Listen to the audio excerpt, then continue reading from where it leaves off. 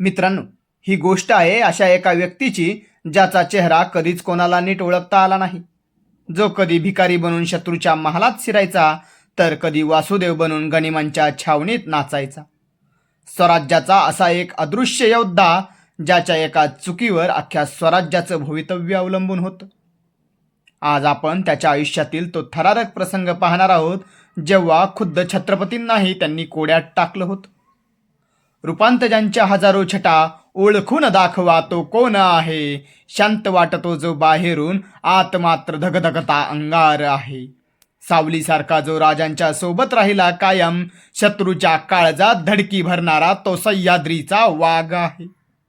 जावळीची ती झाडी जिथे सूर्यप्रकाश सुद्धा शिरताना 100 वेळा विचार करायचा, या जंगलाच्या एका कोपऱ्यात 15-16 वर्षांचा एक राजपुत्र आपल्या सवंगड्यांसह विटीदांडू खेळत होता.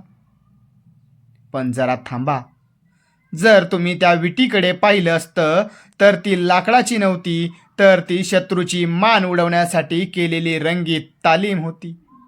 विटी पडली की मुलं धावायची, पण त्यांच्या हातात लाकडी दांडू नाही तर दांडपट्टा असायचा. स्वराज्याचं पहिलं सैन्य तिथे गुपचूप तयार होत होतं. या प्रशिक्षणाला कोणाची नजर लागू नये म्हणून झाडाच्या शेंडावर एक पोरग बसला होता. त्याला ताकीद दिली होती, कोणीही उपरा दिसला की मोरासारखा टाहो फोडायचा. अचानक जंगलाची पानं सळसळली, वाळलेल्या पाचोळ्याचा आवाज झाला आणि झाडावरच्या पोराने गळा ताणून मोराचा आवाज काढला. एका सेकंदात खेळ थांबला, शस्त्रास्त्र गवतात गाडली गेली आणि मुलं पुन्हा निरागसपणे विटीदांडू खेळू लागली. तिथे एक तरुण अवतरला. अंगात साधीसुधीत कफनी, विस्कटलेले केस, पण डोळ्यात एक विलक्षण चमक. तो राजपुत्रासमोर वाकला आणि म्हणाला, राज, शहाजीराजांकडे नोकरीसाठी गेलो होतो, पण त्यांनी तुमच्याकडे पाठवलं. चाकरीला ठेवा की या गरीबाला. राजपुत्राने त्याला निहाळलं आणि शांतपणे उत्तर दिलं, ठीक आहे मित्रा, आम्ही आबासाहेबांना पत्र लिहू, तू निश्चिंत राहा. तो तरुण आनंदाने मागे वळला. तो तरुण जंगलाच्या वाटेने चालू लागला. 10 पावलं गेला असेल तोच थांबला. वातावरणात एकदम शांतता पसरली. त्याने मान वळवली आणि राजपुत्राकडे पाहून असं एक वाक्य फेकलं ज्याने काळजाचा ठोका चुकला. तो तरुण हसून म्हणाला, राज, एक सांगू का? त्या झाडावरच्या पोराला सांगा, हा कार्तिक महिना आहे आणि कार्तिकात मोर कधीच ओरडत नसतात. एका क्षणात राजपुत्रासह सगळे मावळे स्तब्ध झाले. त्या आवाजाला सर्वजण हुबेहूब मोराचा आवाज समजत होते. त्या आवाजातील ऋतू चुकीचा आहे हे त्या तरुणानं ओळखलं होतं. म्हणजे त्याने स्वराज्याचं पहिलं गुपित पकडलं होतं.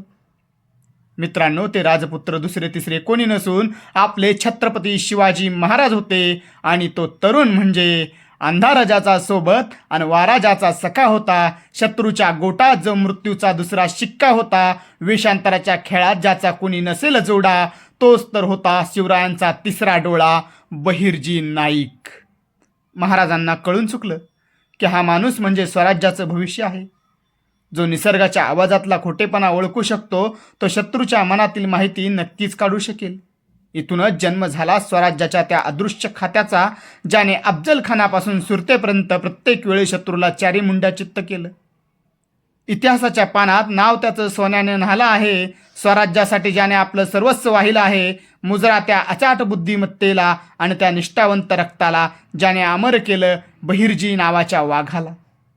मित्रांनो, छत्रपती शिवाजी महाराज आणि बहिर्जी नाईक यांच्या पहिल्या भेटीचा हा थरारक प्रसंग तुम्हाला कसा वाटला? एका चाणाक्ष गुप्तहेराची आणि एका महान राजाची ही भेट ऐकून तुमच्या मनात काय भावना आल्या हे कमेंटमध्ये नक्कीच कळवा. जय जिजाऊ, जय शिवराय.